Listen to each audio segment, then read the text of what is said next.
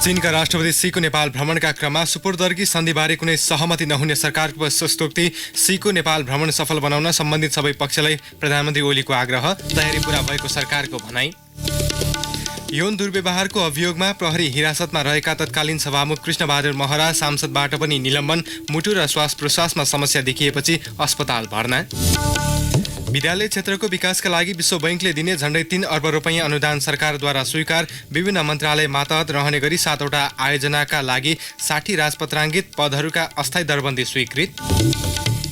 America र चीनबीच जारी व्यापार युद्ध अन्त्यको पहलस्वरूप आज पुनः उच्चस्तरीय वार्ता हुँदै। र फुटबल र क्रिकेटको अन्तर्राष्ट्रिय प्रतिस्पर्धामा पुरुष राष्ट्रिय टिम पराजित। विश्वकप फुटबलमा अस्ट्रेलियासँग र T20 क्रिकेटमा ओमानसँग फराकिलो अन्तरको हार।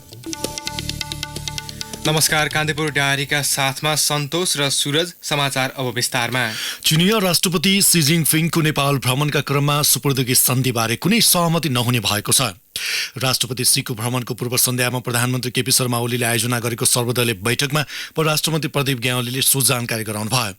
मन्त्री ग्यावालीले चीनिया राष्ट्रपति सीको भ्रमणमा दुई देश बीचको सुपुर्दगी सन्धि नहुने प्रश्न पार्नु भएको थियो। राष्ट्रपति सी 2 दिने राजकीय भ्रमणका लागि पर्सि शनिबार काठमाडौँ आउँदै हुनुहुन्छ। बैठकमा सहभागी एक प्रतिनिधिले भ्रमणको दौरानमा सुपुर्दगी सन्धिको बारेमा छलफल मात्र हुने बताएका थिए। साथै सीमा व्यवस्थापन र कानुनी सहायता सम्बन्धी सम्झौता हुन सक्ने उनको भनाइ थियो। पूर्व मन्त्री तथा नेकपाका नेता भीम रावले पनि भारतसँग हुने भनेको सुपुर्दगी सन्धिबारे उल्लेख गर्दै तेस्रो मुलुकका नागरिकलाई पनि यस अन्तर्गत ल्याउन पर्छ भन्दा हस्ताक्षर हुन नसकेको बताउनु भयो। नेपालको अर्को छिमेकी भारतले पनि पटक पटक सुपुर्दगी सन्धि गर्न नेपाललाई आग्रह गरेको भए पनि हालसम्म हुन सकिरहेको छैन। सर्वदलीय बैठकमा नेपाली कांग्रेसका सभापति शेरबहादुर देउवाले सीको भ्रमण सबै मिलेर सफल बनाउनु पर्ने बताउनु भएको थियो। प्रधानमन्त्री ओलीले भ्रमणको विषयमा सबैलाई जानकारी गराउँदै भ्रमणलाई सफल बनाउन अनुरोध पनि गर्नुभयो। प्रधानमन्त्री निवास बालुवाटारमा भएको छलफलमा पूर्व प्रधानमन्त्रीहरू पुष्पकमल दाहाल, शेरबहादुर देउवा, माधव कुमार नेपाल, झलनाथ खनाल, डाक्टर बाबुराम भट्टराई, मन्त्री परिषदका पूर्व अध्यक्ष खिलराज रेग्मी लगायतका सहभागी थिए। राष्ट्रपति सीलाई चीनबाट साथमै आउने निजी अङ्गरक्षकका साथै पहिलो घेरामा नेपाली सेना, दोस्रो घेरामा नेपाल प्रहरी, तेस्रो घेरामा सशस्त्र प्रहरी र अन्तिम घेरामा नेपाल अनुसन्धान विभागका सुरक्षाकर्मीले सुरक्षा प्रदान गर्नेछन्। सञ्चार तथा सूचना प्रविधि मन्त्री गोकुल प्रसाद बास्कोटाले चीनका राष्ट्रपति सीको राजकीय भ्रमणको सम्पूर्ण तयारी पूरा भएको बताउनु भएको छ। मन्त्री परिषदको निर्णय सार्वजनिक गर्न सिंहदरबारमा आयोजित पत्रकार सम्मेलनमा मन्त्री बास्कोटाले 23 वर्षपछि हुन लागेको चीनिया राष्ट्रपतिको नेपाल भ्रमणले ठूलो महत्त्व राख्ने बताउनुभयो। आजको चीन चाहिँ विश्वको महाशक्ति राष्ट्रको रूपमा उदय भइसकेको चीन हो र ऊ हाम्रो असत छिमेकी राष्ट्र पनि हो। त्यस हिसाबले यो भ्रमणलाई नेपाल सरकार, नेपाली जनताले अत्यन्त भव्यतापूर्वक सफल बनाउने सङ्कल्प पनि गरेका छन् र त्यसलाई परिणाममुखी बनाउने आशा र अपेक्षा पनि राखेका छन्। त्यसमा हामी सम्पूर्ण तयारी गरिरहेका छौँ। मन्त्री बास्कोटाले राष्ट्रपति सीको भ्रमणका क्रममा नेपाल र चीनबीच हुने सम्झौताका विषयमा दुवै पक्ष गम्भीर छलफलमा रहेको जानकारी दिनुभयो। राष्ट्रपति सीको भ्रमणका समयमा हुन सक्ने महत्त्वपूर्ण सम्झौताका विषयमा सरकारले पूर्व प्रधानमन्त्री, पूर्व राजदूत तथा विभिन्न क्षेत्रका विज्ञसँग छलफल गरिरहेकाले प्राप्त सुझावलाई कार्यान्वयनमा लैजाने बताउनुभयो। खास गरिकन कनेक्टिभिटीका विषयहरू पर्दछन्। यसमा रेलवे पर्छ, सडक पर्छ, फाइबर पर्छ, विद्युतको ट्रान्समिसन पर्छ। यी यस्ता चिजहरू छन् जसबाट हाम्रा दुई देशका नागरिकहरूको बीचको व्यापार, त्यसैले एउटा सम्बन्ध सेतुको रूपमा नेपालले यो कनेक्टिभिटीको जुन अवधारणा छ त्यसलाई सम्पूर्ण रूपमा हाम्रो तर्फबाट हामी त्यसमा जान इच्छुक छौँ र ती कुराहरू मार्फत हामी अगाडि बढ्नेछौँ। चीन विकास निर्माणमा सबैभन्दा अघि भएकाले नेपाल सरकारले चीनबाट विकास निर्माणको सहयोगको अपेक्षा गरेको मन्त्री बास्कोटाले बताउनुभयो। उहाँले राष्ट्रपति सीसँगको भेटमा दुई मुलुक बीचको सीमा व्यवस्थापनका बारेमा पनि छलफल हुन सक्ने उल्लेख गर्नुभयो। राष्ट्रपतिको भ्रमणले दुई देशबीचको सम्बन्ध थप बलियो हुने उहाँले विश्वास व्यक्त गर्नुभयो। यता गण्डकी प्रदेशका 5 जिल्लामा रहेका तिब्बत शरणार्थी क्याम्पमा सुरक्षा निकायले उच्च निगरानी बढाएको छ। चीनिया राष्ट्रपतिको नेपाल भ्रमणका क्रममा चीन विरोधी गतिविधि हुन सक्ने भन्दै तिब्बती शरणार्थी क्याम्पमा सुरक्षा निकायले उच्च निगरानी बढाएको हो। सबै तिब्बती क्याम्पमा भित्र र बाहिर घेरामा निगरानी बढाइएको प्रहरीले जनाएको छ। चिनिया राष्ट्रपति सी 2 दिने राजकीय भ्रमणका लागि शनिबार नेपाल आउँदै हुनुहुन्छ। गण्डकी प्रदेश प्रहरी प्रमुख डीआईजी विनोद शर्मा घिमिरेका अनुसार पोखरा, तनहुँ, बागलुङ, मुस्ताङ र मनाङ स्थित शरणार्थी क्याम्पमा कडा निगरानी बढाइएको बताउनु भयो। आवश्यकता अनुसार सुरक्षाकर्मी पनि परिचालन गरिएको उहाँले जानकारी दिनुभएको छ। यौन दुर्व्यवहारको अभियोगमा हिरासतमा रहेका तत्कालीन सभामुख कृष्णबहादुर महरा सांसद पदबाट निलम्बनमा परेका छन्। संघीय संसद सचिवालयकी कर्मचारी रोशनी शाहीलाई यौन दुर्व्यवहार गरेको अभियोगमा हिरासतमा रहेका महरा सांसदबाट पनि निलम्बनमा परेका हुन्। संघीय संसद सचिवालयले एक सूचना जारी गर्दै फौजदारी अभियोग लागेका महराको सांसद पद निलम्बनमा परेको जनाएको छ। सचिवालयका महासचिव मनोहर प्रसाद भट्टराईले दशैं बिदा लगतै कार्यालय खुलेको पहिलो दिन नै महरा सांसद पदबाट निलम्बनमा परेको सूचना जारी गर्नुभएको हो। निलम्बनसँगै महराको सांसदको हैसियतमा पाउने सबै सेवा सुविधा समेत रोक्का हुनेछ। प्रतिनिधि सभा नियमावलीमा फौजदारी अभियोग लागेका सांसदको पद निलम्बन हुने व्यवस्था छ। यौन दुर्व्यवहारको घटना सार्वजनिक भएपछि महराले अघिल्लो मंगलबार नै सभामुख पदबाट राजीनामा दिएका थिए। यसैबीच बलात्कार प्रयास गरेको आरोपमा गत आइतबार पक्राउ परेका निवर्तमान सभामुख कृष्णबहादुर महरालाई मुटु र श्वास प्रश्वासमा समस्या देखेपछि काठमाडौँको थापाथली स्थित नर्विक अस्पतालमा भर्ना गरिएको छ। महानगरीय प्रहरी परिसरका प्रवक्ता डीएसपी होविन्द्र बोगटीका अनुसार नियमित स्वास्थ्य परीक्षणका लागि अस्पताल पुर्याएका महराको स्वास्थ्य परीक्षण पश्चात चिकित्सकले भर्ना गर्नुपर्ने बताएपछि अस्पताल राखिएको हो। थप परीक्षणपछि मात्रै उनलाई कति दिन अस्पताल राख्ने भन्ने यकिन हुने बोगटीको भनाइ छ। महरामा पक्राउ परेको दिनदेखि नै रक्तचाप अनियन्त्रित भएको थियो भने श्वास प्रश्वासमा पनि केही समस्या देखिएको थियो। त्यसपछि हिरासतमै उनलाई अक्सिजन दिने व्यवस्था प्रहरीले मिलाएको थियो। महानगरीय प्रहरी वृत्त बानेश्वरको टोलीले महरालाई सभामुख निवास बालुवाटारबाटै नियन्त्रणमा लिएको थियो।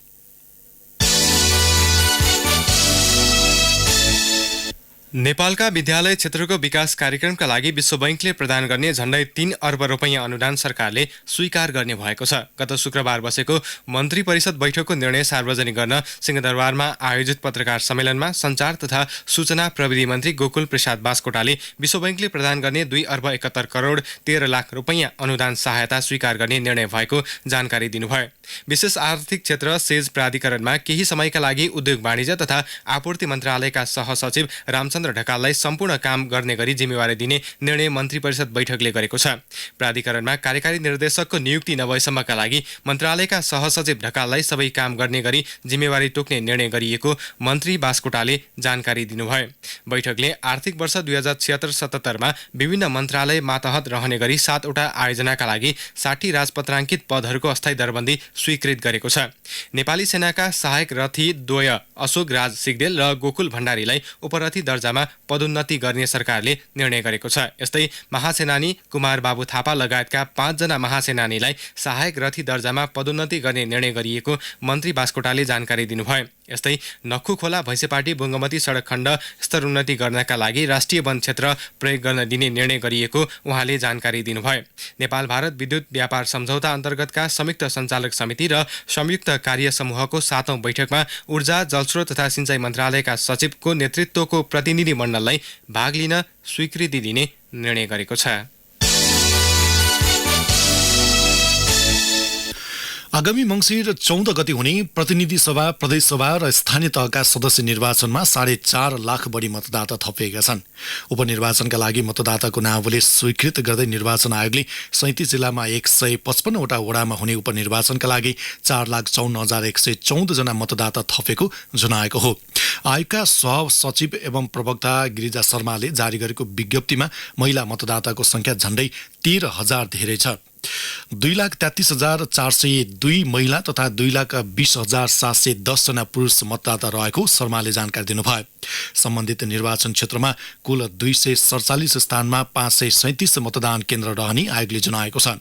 बढीमा 1,100 मतदाताका लागि एक मतदान केन्द्र रहने पनि बताइएको छ, जसमा 800 भन्दा बढी मतदाता रहेको केन्द्र 337 वटा र 800 भन्दा कम मतदाता रहेको केन्द्र 200 वटा रहेका छन्। प्रतिनिधि सभा सदस्य 1, प्रदेश सभा सदस्य 3, नगरपालिका प्रमुख 1, गाउँपालिका उपाध्यक्ष 1, गाउँ तथा नगरका वडाध्यक्ष 43 गरी कुल 52 पदका लागि उपनिर्वाचन हुने भएको छ।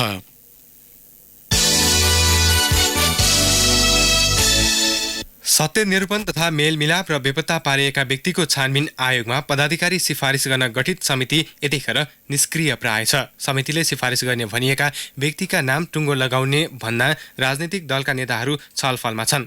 दलहरूको यस रवैया न्यायिक मूल्य र मान्यता विपरीत भन्दै राष्ट्रिय मानव अधिकार आयोगले सिफारिस समितिमा आफ्ना सदस्य नै फिर्ता बोलाउने चेतावनी दिइसकेको छ।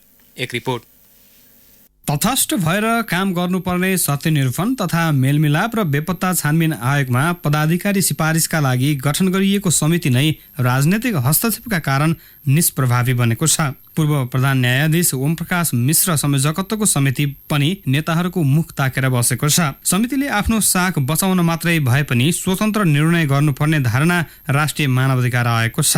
आयोगका अध्यक्ष अनुराग शर्मा, सिफारिस समिति पनि चाहिने, पारदर्शिताको नाटक पनि गर्नुपर्ने, अनि त्यसलाई फङ्सन गर्न नदिने, यही कन्फ्लिक्टले गर्दाखेरि सिफारिस समिति गठन भएको सायद चैतमा होला, वैशाख जेठ असार साउन भदौ 5 महिना भइसक्यो। त्यो चाहिँ गर्न नसकेको कारण मैले भन्ने गर्छु, मलाई नामसँग केही पनि छैन, नामको पछाडिमा जान्न, तर सिस्टम अन्तर्गत आउनु पर्छ। सिस्टम अन्तर्गत आउँदा ती चर्चित नामहरू पर्न पनि सक्छ। त्यसमा सिस्टम चाहिँ भङ्ग गर्नु हुँदैन। सत्य निरूपण र बेपत्ता छानबिन आयोगमा पदाधिकारी सिफारिस गर्न गत चैतमा सरकारले सिफारिस समिति गठन गरेको थियो। त्यसमा राष्ट्रिय मानवाधिकार आयोगका सदस्य प्रकाश ओस्ती पदेन सदस्य छन्। राजनीतिक दलहरूले न्यायिक मूल्य र मान्यताकै अवमूल्यन गरेर आफ्नो स्वार्थ अनुसार पदाधिकारी नियुक्त गर्दा संक्रमणकालीन न्यायको विषय नै निष्कर्षमा नपुग्ने जोखिम बढाएको आयोगको बुझाइ छ। पुनः शर्मा, यदि सरकारले या पोलिटिकल पार्टीहरूको दुईटा पोलिटिकल पार्टीले मिलेर क ख ग छान्ने भन्ने निर्णय गरे, त्यही निर्णय लाद्ने हो भने सिफारिस आयोगको त मतलबै भएन। त्यस्तो सिचुएसन आयो भने मानव अधिकार आयोगबाट गएका प्रतिनिधि वापस हुन्छ पनि। किनभने त्यस्तो कार्यमा हामी एक थरीले पनि विमति लेखे भइहाल्छ। विमति लेख्नु भनेको त त्यो प्रोसेसमा सामेल भएर लेख्ने हो। हामी सामेलै नहुने भनेका छौँ र वास्तवमा यो मेरो त्यो अडान चाहिँ म आजसम्म पनि भन्छु कि करेक्ट हो मेरो अडान। द्वन्द्वकालीन मुद्दा निरूपणको संयन्त्र र प्रक्रिया तटस्थ र पारदर्शी नभए पीडितले न्यायको अनुभूति गर्न सक्ने अवस्था रहन्न। आयोगमा निष्पक्ष व्यक्ति पुग्दैमा जो कोहीले दण्डित भइहाल्नु पर्ने पनि त होइन। तर दुई आयोगमा परेका 67,000 उजुरीलाई विश्वसनीय प्रक्रियाबाट किनारा नलगाइए त्यसले अरू प्रकारका जोखिम समेत निम्त्याउन सक्नेछ। रेडियो कान्तिपुरका लागि प्रिन्स गौतम। रिपोर्टपछि कान्तिपुर डायरीमा अब ब्रेकको पालो। अब बाँकी प्रसङ्ग। आजकल कमै मात्र सुनिने सारङ्गीको धुन यति बेला सङ्खुवा सभा सदरमुकाम खाँदबारी र आसपासका बजारमा गुन्जिन थालेको छ। चाडपर्वका लागि खर्च जोहो गर्न, पुर्ख्यौली पेसा धान्न र संस्कृति बचाउन भोजपुर जयरो टारका गन्धर्वहरू गाउँ गाउँ पुग्न थालेका छन्। सङ्खुवा सभाबाट दिपेन्द्र साकीको रिपोर्ट।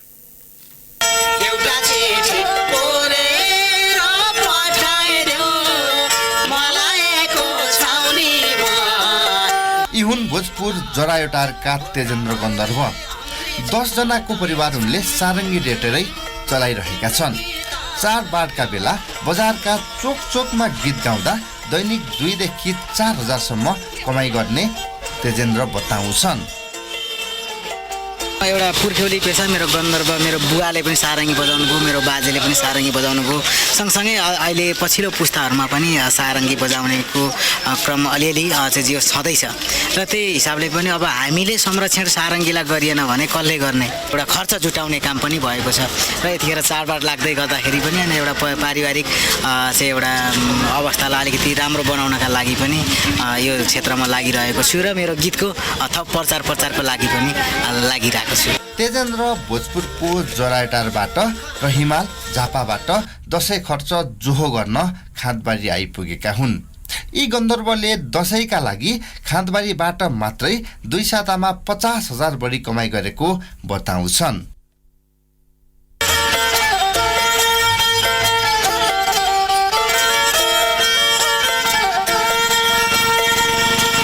एक दिनमा राम्रो हुँदाखेरि त अब हुन्छ 2000-2500 जति, खै अहिले त धेरै भनेको खै 1200-1500 पनि कमाउन मुस्किल पर्ला जस्तो भयो। हाम्रो चाहिँ यो सारङ्गी भनेको चाहिँ पुर्खौली परम्परा पेसा नै भयो।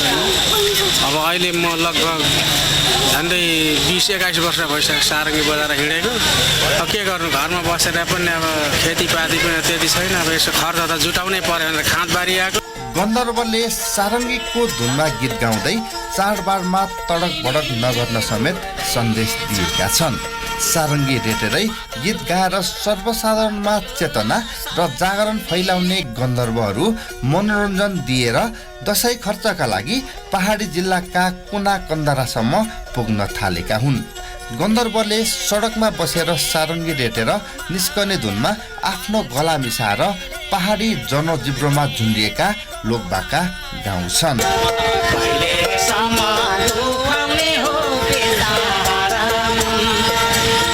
कान्तिपुर समाचारका लागि दिपेन्द्र साक्य, खादबारी, शङ्खुवा सभा।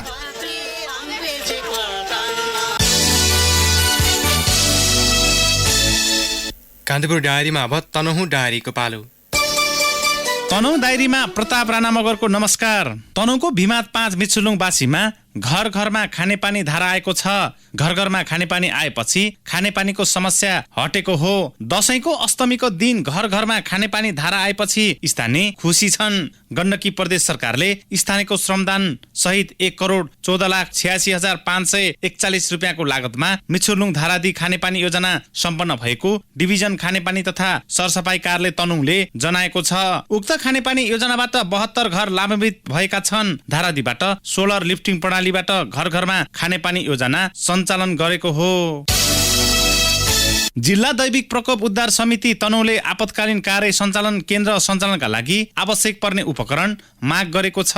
समितिले केन्द्रलाई प्रभावकारी रूपमा सञ्चालन गर्नका लागि विभिन्न उपकरण आवश्यक पर्ने भएकाले गृह मन्त्रालय र प्रदेश आन्तरिक मामिला तथा कानून मन्त्रालयसँग विभिन्न उपकरण माग गरेको हो। जिल्लामा घट्न सक्ने विपदका समयमा उद्धारका लागि विभिन्न सामग्री आवश्यक पर्ने भए पनि आपतकालीन कार्य सञ्चालन केन्द्रमा उक्त सामग्री अभाव रहेकाले गृह मन्त्रालयसँग ती सामग्री वा रकम निकासा गर्न माग गरिएको समितिका अध्यक्ष एवं प्रमुख जिल्ला अधिकारी रुद्र प्रसाद पण्डितले जानकारी दिनुभयो। तनहुँको भिमाद 4 नरीकोट गाउँ सडक बत्तीले झलमल भएको छ।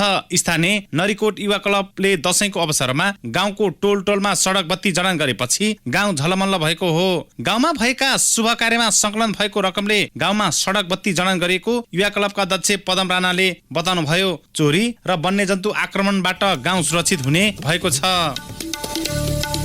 हस्त तनहुँ डायरी आजलाई यति नै। प्रताप राणा मगरलाई बिदा दिनुहोस्। नमस्कार। तनहुँ डायरीपछि कान्तिपुर डायरीमा पुनः ब्रेकको पालो। ब्रेकपछि अब आर्थिक प्रसङ्ग। नेपाल विद्युत प्राधिकरणले गुणस्तरीय बिजुली प्रवाहका लागि पूर्वाधार जडानको काम तीव्र पारेको छ। लोड सेडिङ अन्त्य भएको 3 वर्षको अवधिमा प्राधिकरणले 764 वटा सब स्टेसन निर्माण सम्पन्न भएको जनाएको छ। त्यस्तै 14 वटा नयाँ प्रसारण लाइन समेत निर्माण भएको छ। ट्रान्सफर्मर जडान र सब स्टेसन निर्माणलाई प्राधिकरणले यो वर्ष पनि प्राथमिकतामा राखेको छ। निजी क्षेत्रले भने प्रसारण लाइन निर्माण सुस्त भएका कारण आफ्ना आयोजनाको बिजुली खेर जाने अवस्था रहेको गुनासो गरेका छन्।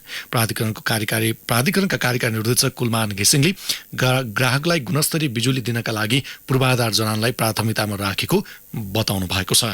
धितोपत्र बजारमा आज 6 करोड रुपैयाँ बराबरको मात्र कारोबार भएको छ। दशैंपछि बजार खुलेको पहिलो दिनमै कारोबार रकममा ठूलो अन्तरले गिरावट आएको हो। बजार परिसूचक नेप्से घटेसँगै कारोबार रकममा पनि 6 करोड 38 लाख रुपैयाँमा सीमित भएको हो। नेप्से आज 0.39 अङ्कले घटेर 1149.1 बिन्दुमा पुगेको छ। नेप्सेमा आज कारोबार भएका मध्ये होटल, उत्पादनमूलक, नेपाल टेलिकम, लघु वित्त र जीवन बीमा कम्पनी समूह बाहेक बाँकी सबै कम्पनी समूहको उपसूचक उकालो लागेको छ।